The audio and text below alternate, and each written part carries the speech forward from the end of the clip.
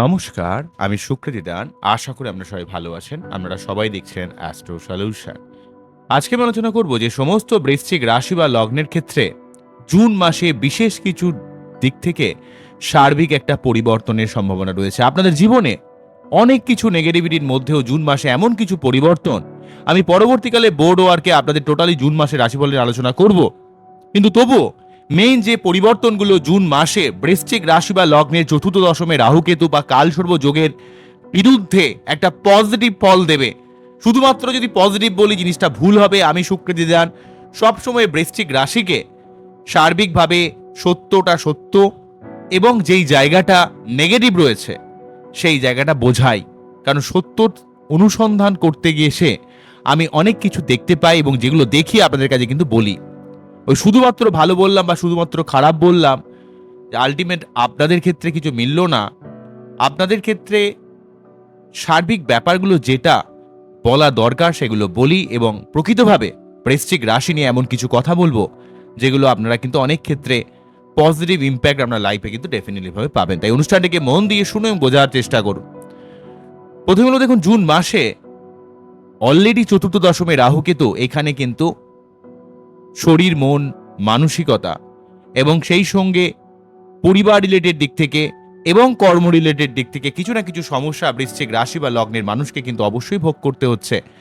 এই জায়গাটা কিন্তু রয়েছে। এটাকে আমি কোনোভাবেই এটাকে পজিটিভ বলতে পারি না। পজিটিভ কি? পরিবর্তনের দিক থেকে পজিটিভ।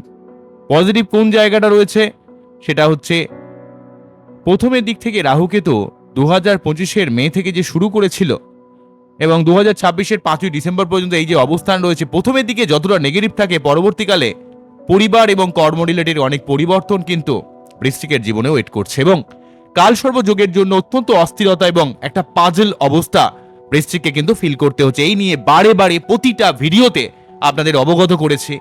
এইটা কিন্তু কোনোভাবে আপনি যদি মন্ত্রপাঠ পুজো পাঠ না করেন এবং মানসিকভাবে যদি স্থিতি অবস্থা বজায় না রাখতে পারেন, সমস্যা কিন্তু আপনার হবে।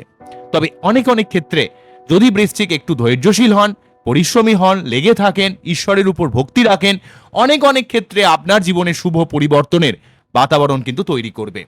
কেননা অনেকগুলো গ্রহ সমন্বয় বিশেষভাবে আপনাদের প্রভাবিত করবে। বিশেষ করে জুন মাসের পড়ার সঙ্গে সঙ্গে আমরা বলবো যে বৃহস্পতি, যেই বৃহস্পতিকে আমরা দেবগুরু বৃহস্পতি দেব দ্বিতীয় ভাব, পঞ্চম ভাব, সপ্তম ভাব, নবম ভাব, একাদশ ভাব, অনেকগুলো ভাবের কারক এবং আমাদের জীবনে সার্বিক শুভত্ব এবং বৃশ্চিকের ক্ষেত্রে দ্বিতীয় পতি এবং পঞ্চম পতি হওয়ার জন্য অর্থ, প্রেম, ভালোবাসা, সম্পর্ক, ক্রিয়েটিভিটি, ব্যবসা, বুদ্ধি ইমপ্লিমেন্টেশন, অর্থ সেভিংস এবং আপনার নিজের বাক্যের মাধ্যমে যে কোনো কাজকে হাসিল করার ব্যাপারে বৃহস্পতিদেব জ্ঞানের ব্যাপারে, সার্বিক শুভত্বের ব্যাপারে যে ইম্পর্টেন্ট রোল প্লে করে, সেই বৃহস্পতিদেব দীর্ঘদিন পর 9th হাউসে উচ্চস্থ হয়ে প্রবেশ করবে 2nd জুন, যেটা অত্যন্ত পজিটিভ ব্যাপার কিন্তু রয়েছে। এই নিয়ে অলরেডি ভিডিও আপনাদের ক্ষেত্রে করেছিলাম।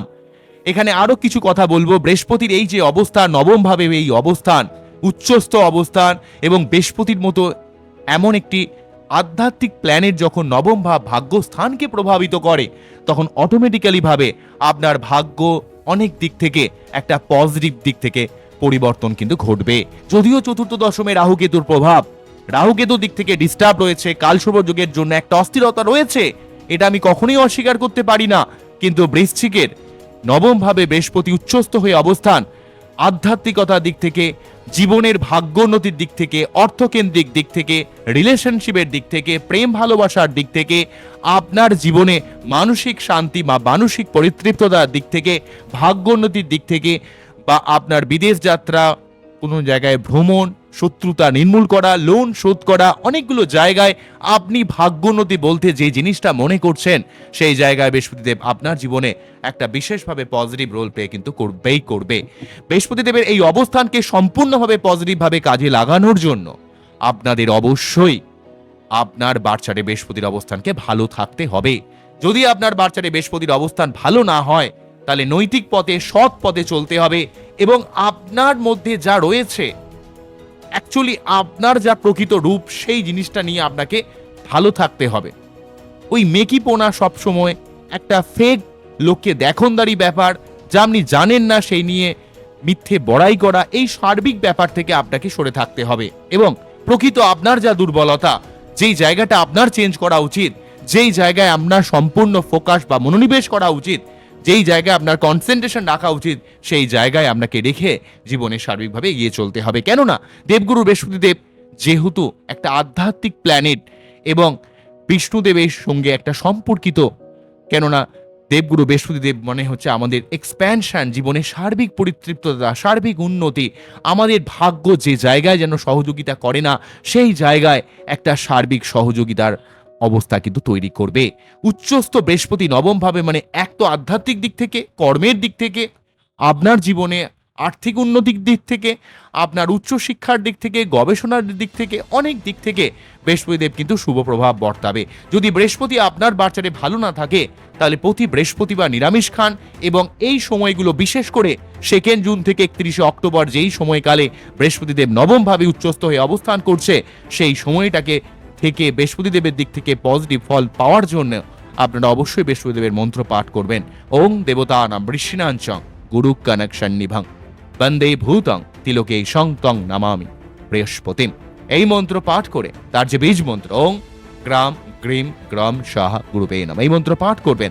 নবমভাবে বৃহস্পতিদেব প্রথমে পঞ্চম দৃষ্টির মাধ্যমে লগ্ন বা রাশিকে প্রভাবিত করার জন্য আপনার শরীরের মধ্যে কমজোরি ভাব বা শারীরিক স্ট্রেংথটাকে অনেকটা স্ট্রং করবে, শারীরিক স্ট্রেংথ ফিরিয়ে নিয়ে আসবে, মানসিকতার মধ্যে একটা পজিটিভ অ্যাপ্রোচ তৈরি করবে, আপনার চিন্তা ভাবনার মধ্যে একটা পজিটিভ দিকে অ্যালাইন করার চেষ্টা করবে, যাতে আলটিমেটলি আপনার জীবন সম্পর্কে একটা পজিটিভ মেন্টালিটি থাকে। ঈশ্বর বা আত্মা যদি আমাদের পরিশুদ্ধ হয় বা আমরা যদি ঈশ্বরকে প্রকৃতভাবে ফিল করতে পারি, তাহলে কিন্তু আমরা আমাদের জীবনে অনেক কষ্টকে আমরা কিন্তু সার্বিকভাবে সরিয়ে দিয়ে জীবনে এগিয়ে যেতে পারবো। তাই এখান থেকে নবমভাবে বৃহস্পতিদেব লগ্ন বা রাশিকে প্রভাবিত করা মানে আপনি জীবনের সঠিক দিশা পাবেন, সঠিক জ্ঞান পাবেন, নিজেকে সার্বিকভাবে মোটিভেশন দিতে পারবেন, সার্বিক মোটিভেশনের মধ্যে থেকে আপনি জীবনে সার্বিকভাবে এগিয়ে যেতে পারবেন। নবমভাবে বৃহস্পতিদেব এই সপ্তম দৃষ্টির মাধ্যমে থার্ড হাউসকে প্রভাবিত করার জন্য আপনার অনেক মানুষের সাথে কানেকশন বা কমিউনিকেশন বৃদ্ধি পাবে, সোশ্যালিভাবে অনেক মানুষের সঙ্গে কমিউনিকেট করতে পারবেন, আপনার পরাক্রমতা বৃদ্ধি পাবে। আপনি যে কোনো কাজ করুন না কেন, বিশেষ করে ম্যানেজমেন্টাল কোনো কাজ বা যে কোনো কমিউনিকেশন রিলেটেড কাজ, নতুন যে কোনো ব্যবসা, নতুন কোনো বিষয়, যা কিছু আপনি নিজের পরাক্রমতার সাথে, নিজের ধৈর্য শক্তি, অধ্যাবসা বা কনফিডেন্সের সাথে শুরু করবেন, সেই কাজে আপনি অবশ্যই সাফল্য লাভ করবেন।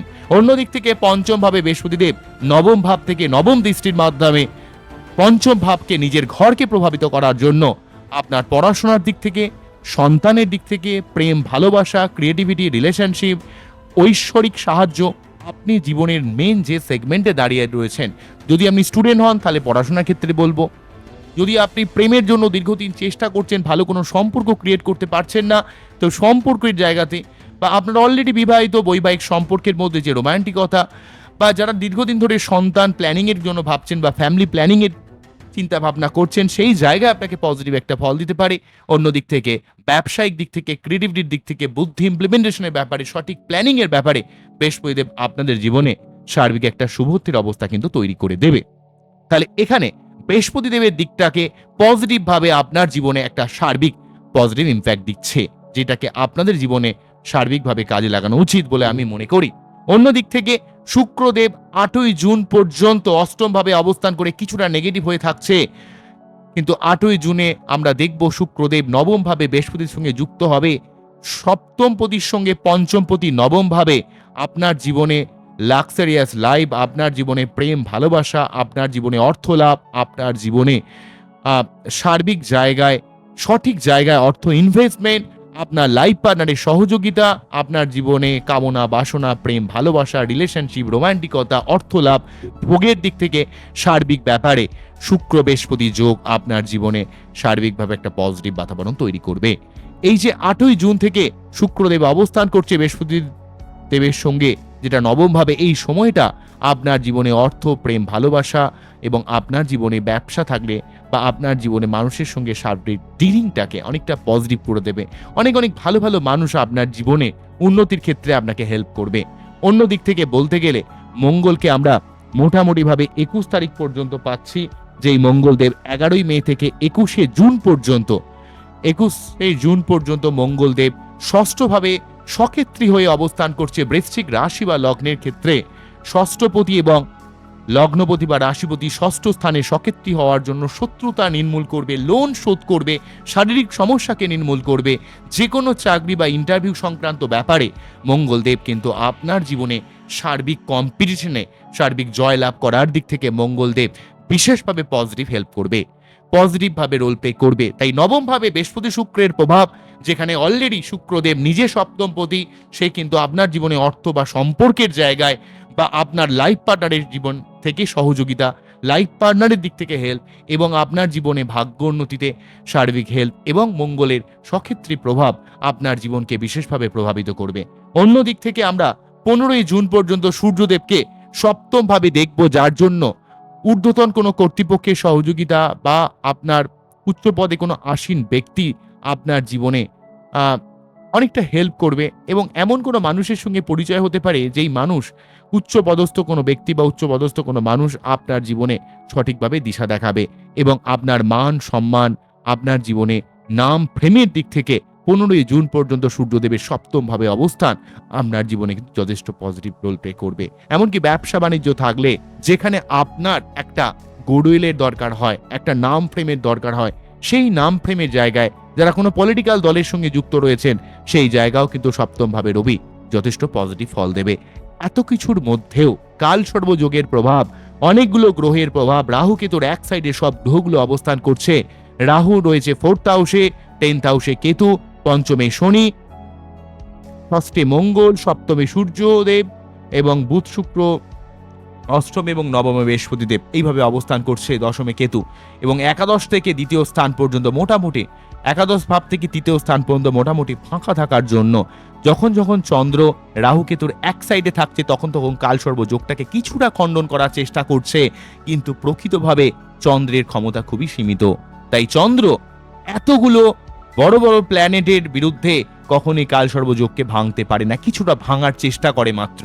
কিন্তু অ্যাকচুয়ালি এই কালসর্প যোগ আমাদের অত্যন্ত আনস্টেবিলিটি, একটা যুদ্ধ বিগ্রহের মতো অবস্থা তৈরি করে, আমাদের সব ক্ষেত্রে আনস্টেবল করে দেয়।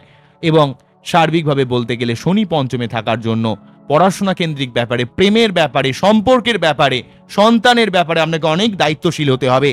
শনি অ্যাকচুয়ালি যেভাবে থাকে সেই ভাব সংক্রান্ত ব্যাপারে আপনাকে দায়িত্ব নিতে হবে। যদি আপনি সেই সংক্রান্ত ব্যাপারে দায়িত্ব না পালন করেন সেই জায়গায় কিন্তু সমস্যা ডেফিনেটলি ভাবে হবে। শনি এমন প্ল্যানেট যে কিন্তু কখনো হাওয়ায় আপনাকে জীবনে উন্নতি করে দেয় না। এই বৃহস্পতি শুক্রদেব নয়, অ্যাকচুয়ালি শনি হচ্ছে কর্মফলের দাতা।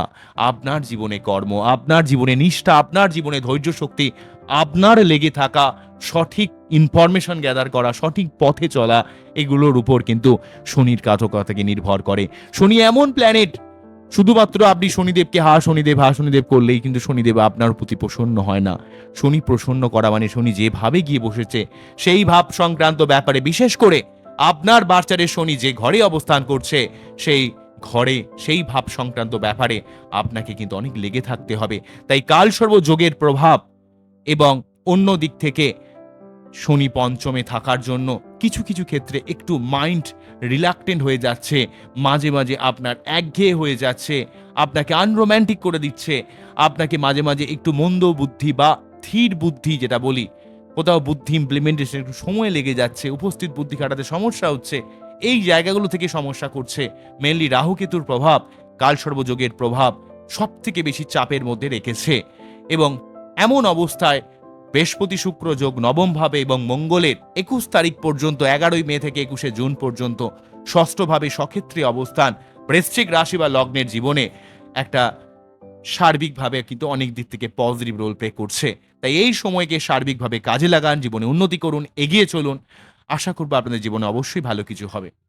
আমার এই টোটাল অনুষ্ঠানকে আপনাদের কতটা ভালো লাগলো অবশ্যই আমার কমেন্ট সেকশনে জানাবেন। আমরা খুব ভালো থাকুন, দেখতে থাকুন। নমস্কার, থ্যাংক ইউ।